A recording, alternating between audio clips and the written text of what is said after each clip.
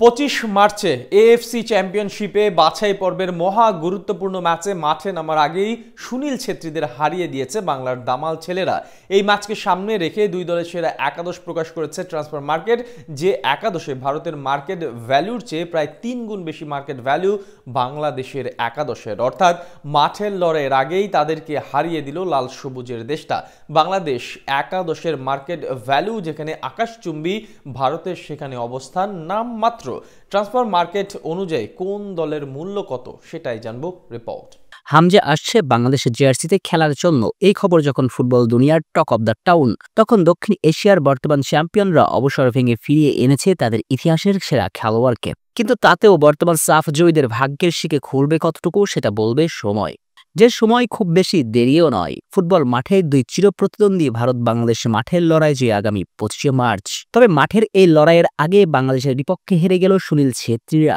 অবশ্য এ জয়ের নৈপথ্যের নায়ক বাংলাদেশের স্বপ্নের সারথি হামজা দেওয়ান চৌধুরী। কেননা সাম্প্রতিক সময়ে এই ম্যাচের জন্য দুই দলের সেরা এবং দামি ফুটবলারদের বেছে নিয়ে একাদশ প্রকাশ করেছে ট্রান্সফার মার্কেট, যেখানে মেড ইন ব্লুজদের একাদশের চেয়ে লাল সবুজের একাদশের মূল্য প্রায় 3 গুণ বেশি।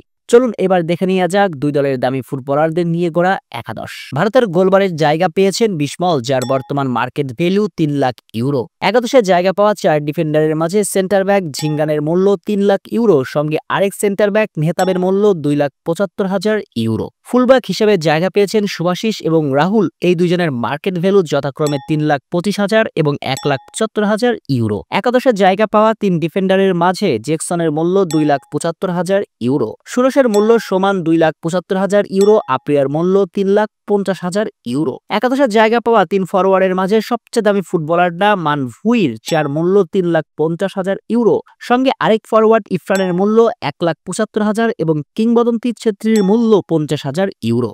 সব মিলিয়ে ভারতের একাদশের মার্কেট ভ্যালু 2.85 মিলিয়ন ইউরো। অপরদিকে বাংলাদেশ গোলবারে থাকা মিথুল মার্মার মূল্য 1,75,000 ইউরো, তারেক কাজীর মূল্য সমান 1,75,000 ইউরো এবং তপু বর্মনের সমান 1,75,000 ইউরো।